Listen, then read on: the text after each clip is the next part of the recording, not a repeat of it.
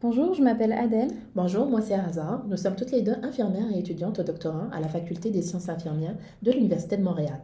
Il est certain que quand on pense à la participation de l'infirmière dans les objectifs de développement durable, on pense automatiquement à son rôle dans l'atteinte de l'objectif 3 pour promouvoir la bonne santé et le bien-être dans la population. Et on ne va pas se le cacher ou le nier, grâce à son humanisme et ses compétences, l'infirmière joue un rôle central dans la santé des populations. Elle collabore quotidiennement avec d'autres professionnels de la santé, tels que les médecins, les inhalothérapeutes et les travailleurs sociaux, pour assurer une meilleure santé physique et mentale à chaque personne et l'aider à atteindre son bien-être.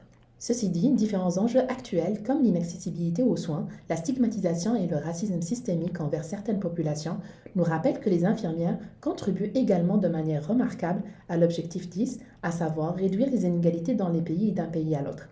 Elles participent à réduire les inégalités persistantes au sein de la population québécoise, canadienne et mondiale grâce à leurs soins et à leur vision des soins. L'infirmière soigne, mais elle a également un rôle social plus large qu'elle n'hésite pas à endosser.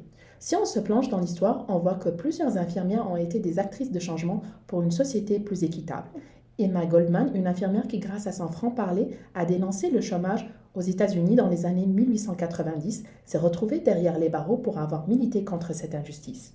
Ou encore Mary-Lane Seacole, une infirmière jamaïcaine qui s'est engagée pour un accès équitable aux soins pour les soldats de la guerre de Crimée. L'égalité et l'équité sont des valeurs au cœur de la discipline infirmière. Elles sont présentes dans le quotidien des infirmières lorsqu'elles défendent les plus démunis ou, tout simplement, les libertés et les droits de chaque personne à une vie décente et respectueuse.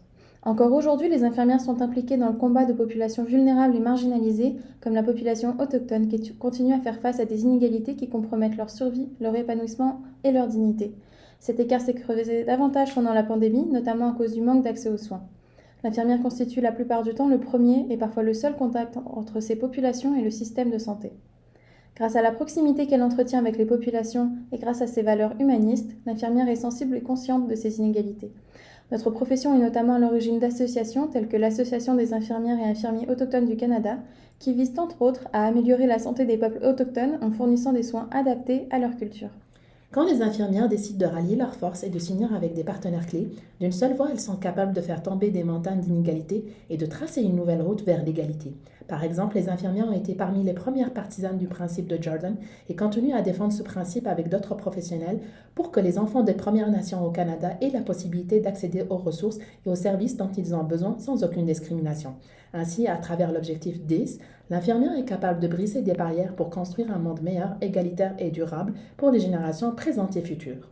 Nous tenons à remercier nos directrices de thèse, ainsi que professeur Patrick Lavoie qui nous a introduit aux objectifs de développement durable pendant le cours SEI 7011, Formation et Leadership en sciences infirmières.